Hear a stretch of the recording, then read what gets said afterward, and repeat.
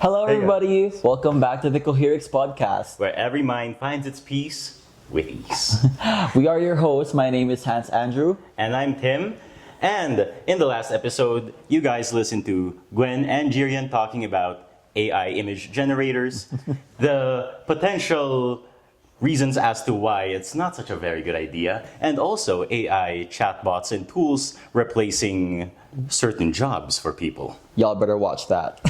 But if you did, thank you so much for watching. And we are here talking about our new topic, which is girlfriend and boyfriend AI.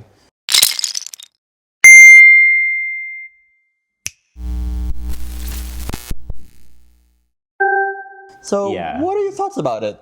It's, if you ask me personally, like it's a bit iffy, especially because I keep getting these ads for these AI girlfriends, these AI boyfriends. And you can tell they're catered towards a specific demographic of men Yeah. and women. And it got me thinking, just why?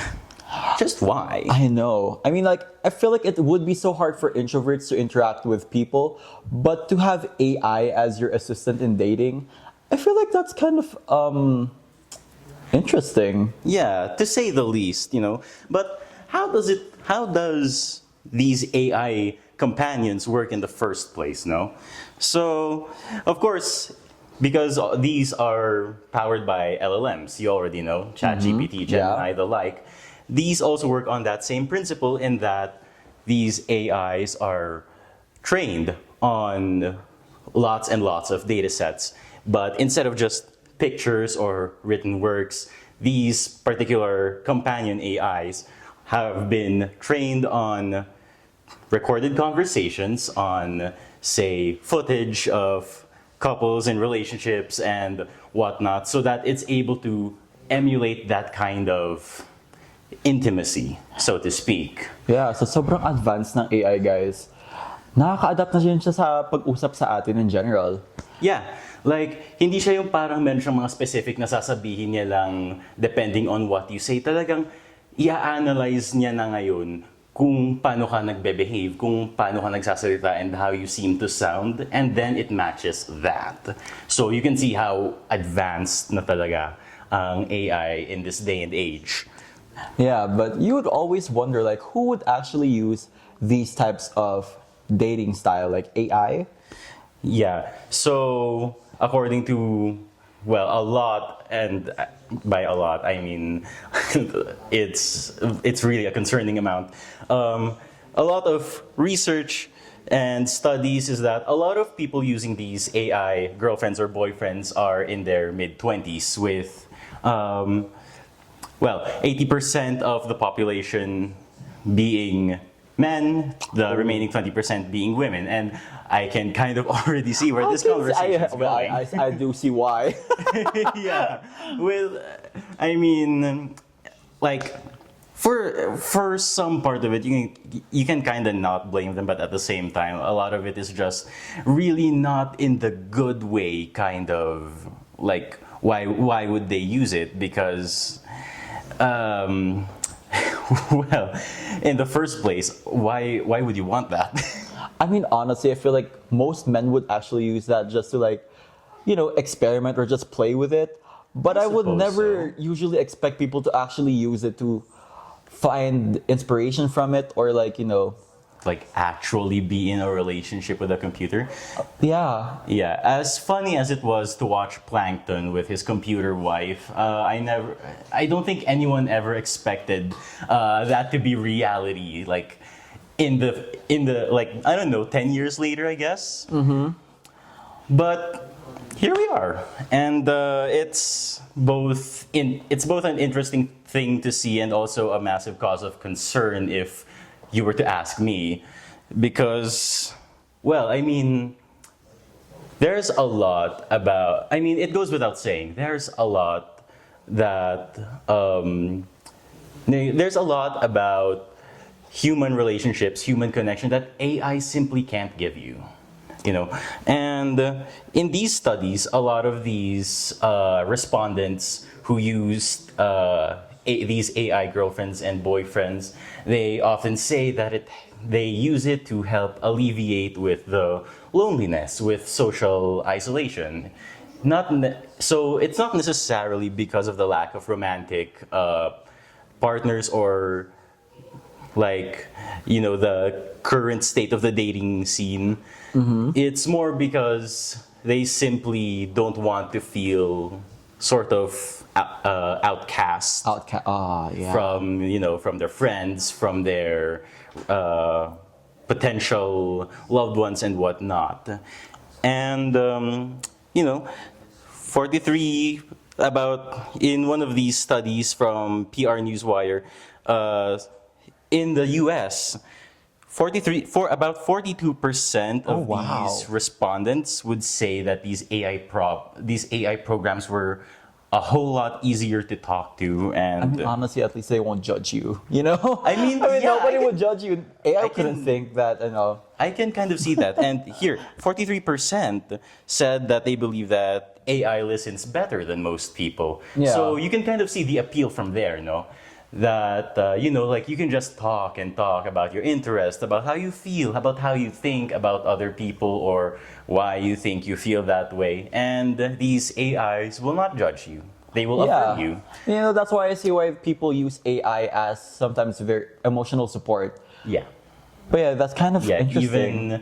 even like as a sort of alternative to therapists, as discussed by Jiren and Gwen in the previous episode. Yeah. But therein also lies the danger, is that AI doesn't have the nuance, that understanding of human relationships and dynamics and emotions. Yeah. It doesn't know how to point out like the more sort of negative habits and behaviors of the people who are interacting with them, and therefore won't be able to tell you things that you might be able to improve on. It'll just keep affirming and affirming and affirming until it's not really affirming your feelings anymore. It's feeding into your delusions. Yeah, you know what's scary about that though? What? What if like Tell me. this person moves on from AI, but couldn't really adapt to a person when it comes to dating? Oh yeah. That's gonna be so hard though. I know, because you get so used to it, and I will say from what I've seen, it's very addicting, because It is. you have this person who's like just essentially saying yes to everything, and when you finally go out there and try to date real people, you'll find that It's more difficult. yeah, It really is more difficult. yeah, you'll find that your expectations are not the same anymore, and sometimes can be even unrealistic. Yeah. And and more often than not, that can cause people to further isolate themselves and further use these AIs because they can't seem to connect with people anymore. And that is a very dangerous thing because humans need human connection. Yeah, but like, what about its mental health risks?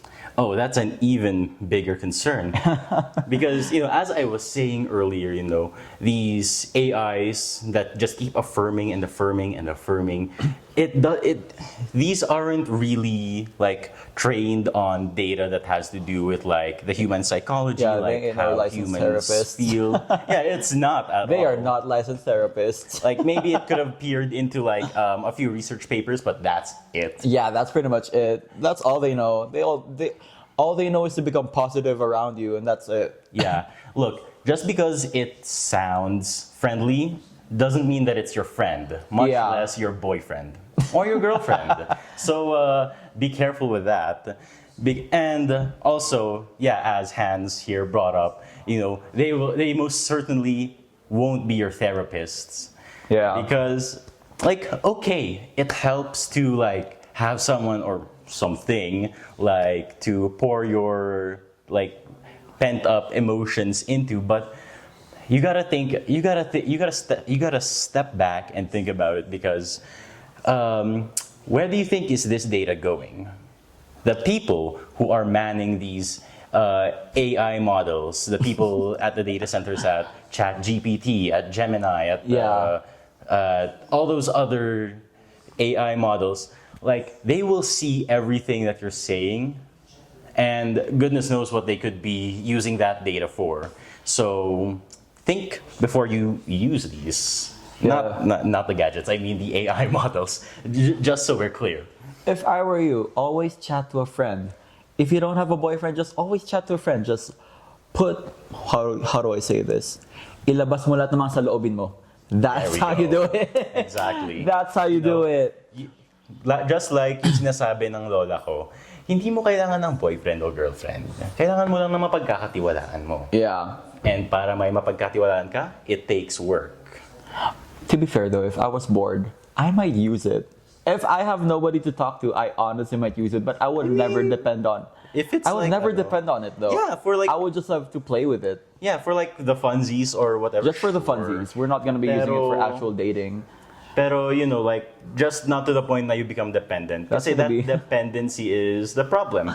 It's kind of the same as with, you know, like, alcohol or smoking or vaping, you know, like, sasabihin ng mga gumagamit, oh, it's not really affecting me negatively, and it's fine yung parang, like, it's making me feel good, pero sometimes what makes you feel good is also what's going to put you in a lot of trouble. So, be careful. Yeah, That's be always careful. like the main point here. Be careful, be responsible, and most importantly, always assess. Yeah. Now, hold on, give me a moment. I will be taking a sip of water. Oh, me too. Can you give me my bottle? Sure. Thank you. So, actually, imagine if AI uses water. Yeah, actually, speaking of water, did you know that AI data centers actually use a very concerning amount of water? Really? Oh, very. Some would even say it's even worse than NFTs. Ooh. You know, because as with any kind of machinery or computer, you know, computers have mainframes, and these mainframes, as they run and process data, they tend to heat up. And when they heat up, they need to be cooled down. And what do we have to cool these systems down? The most effective way, as of current, is with water. Water. Because of course, water is everything. Now, what do you think do these AI data centers use water for? And you know, besides just cooling, it's also for generating electricity. Because of course, with running water, you know, you can take that kinetic energy and like convert it. I don't know the full mechanics of it, but it's kind of like with wind turbines and whatnot. So yeah, it needs that water for generating electricity. It also needs more water for cooling their systems. And with the amount that AI is being used right now, it's sucking up a lot of water. And That's the first time I've heard that. really, Yeah, it is. Yeah. thought it's been everywhere in the news. Well, I mean, with the current political Yeah, that climate took over. everywhere. Yeah, that took over. Yeah, like you would hardly be able to see any kind of news. Yeah. And that's a story for a different day and a different podcast, unfortunately. Anyways, as I was saying, the direct water consumption of AI data centers in the US alone, like as of 2023, has been estimated to around 17.5 billion gallons. I know. No. I know. Like I think that's No. even more than like say a water park would use in like a year. Yeah. That's And, too much. Exactly. And to add a bit more salt to the wound, a lot of these data centers are in places in regions that aren't exactly abundant with water, like Arizona, like California. Those states in the US have very hot climates and are even prone to droughts. So you could imagine how the people living there feel knowing that what little water they have is being used to power AI systems instead. That sucks. I know.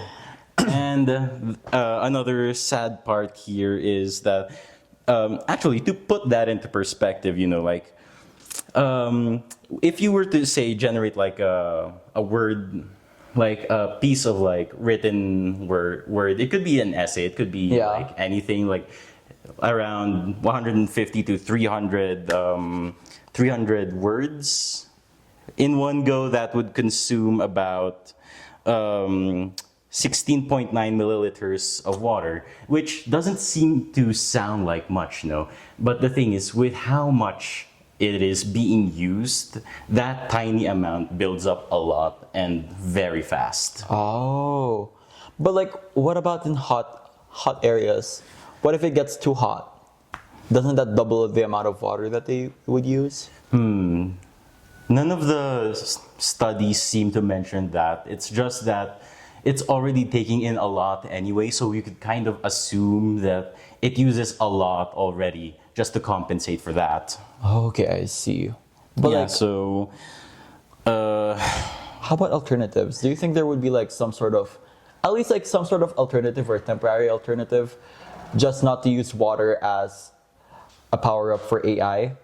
yeah, so there are a few alternatives like immersion cooling, where the systems themselves are immersed in a liquid coolant. But like the good part of that is, yeah, it doesn't take up as much water, but it does come at the cost of taking more electricity.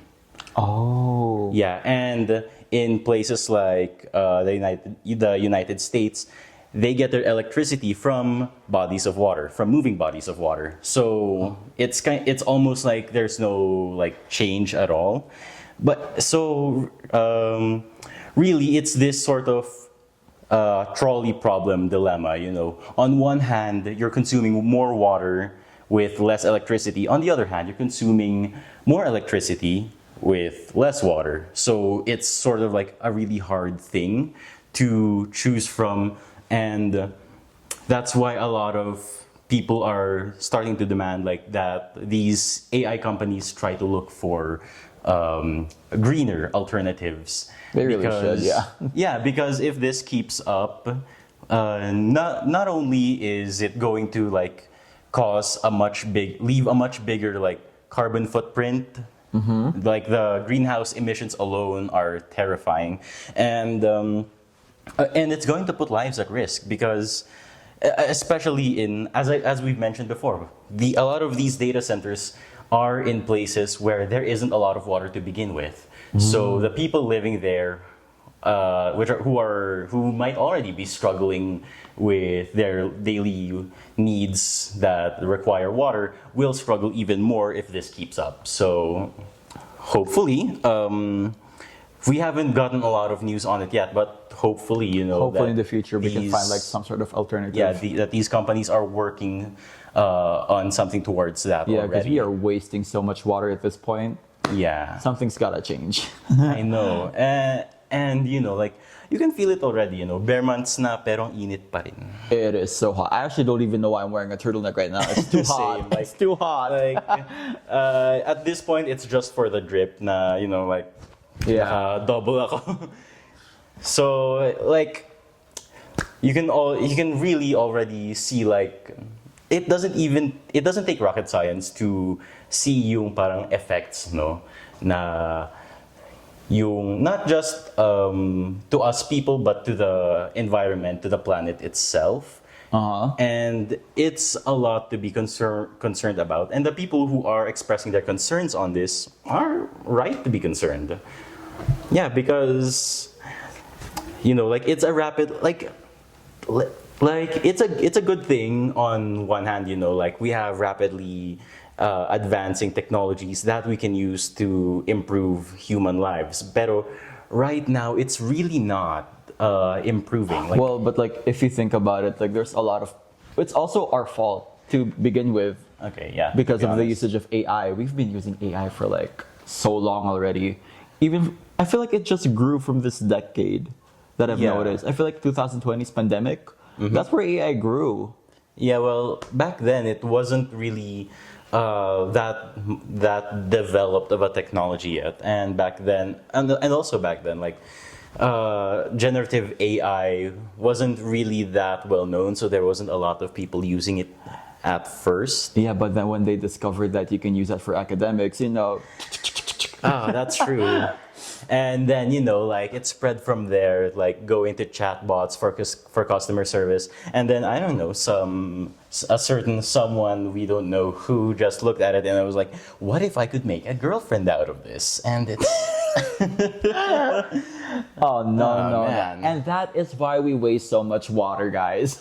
yeah, please save water, get out there and find someone. Okay, like Let's not use AI too much. I mean, we can Yeah. adapt to AI, but we are not going to be using AI to replace our minds, yeah, like in the words of our beloved comedian Bo Burnham, if you want love, just pick a guy or a girl and love them. This guy. Excuse me. Don't listen to him in that regard. No, thank you. But I think we will be wrapping up this podcast. Thank you so much for joining us. Yeah, it's been a really good and very productive conversation, if I were to say so myself. And and stay tuned because there will be a lot more to talk about in Hell yeah. the future episodes. I'm Tim, My name is Hans. and this is the Coherix podcast. Love See you, ya. not AI. Yeah, exactly.